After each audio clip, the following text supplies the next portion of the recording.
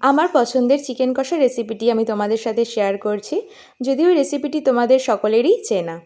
প্রথমে মাংসগুলিকে আমি নুন, হলুদ, লঙ্কার গুঁড়ো দিয়ে ভালো মতন ম্যারিনেট করে আলু, পেঁয়াজ, রসুন, আদা, টমেটো সমস্ত কিছু কেটে নিয়েছি, মানে কুচি করে নিয়েছি। তারপর এটা একটা সুন্দর পেস্ট করে কড়াইতে সর্ষের তেল দিয়ে আলু, নুন, হলুদ দিয়ে ভেজে নিয়ে তুলে নিয়েছি। এরপর আমি ফোড়নের জন্য গোটা গরম মশলা, তেজপাতা, শুকনো লঙ্কা দিয়ে পেঁয়াজ কুচিগুলো দিয়ে দিয়েছিলাম। তারপর একটু নুন দিয়ে সেটিকে একটু সেদ্ধ হওয়ার জন্য ঢাকা দিয়ে রেখেছিলাম। এরপর মশলার পেস্টটা দিয়ে দিয়েছিলাম।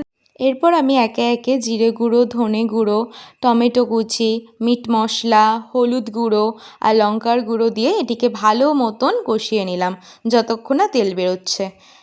তারপর আমি ম্যারিনেট মাংসটা দিয়ে আরও ভালো মতন নাড়িয়ে কষিয়ে নিলাম। মশলার কাঁচা গন্ধটা চলে যাওয়ার পর আমি এর মধ্যে গরম জল দিয়ে ভালো মতন নাড়িয়ে নিলাম এবং স্বাদের জন্য একটু চিনি আর লাস্টে গরম মশলা গুঁড়ো দিয়ে নামিয়ে নেওয়ার পর গাওয়া ঘি দিয়ে আমি এটি পরিবেশন করলাম।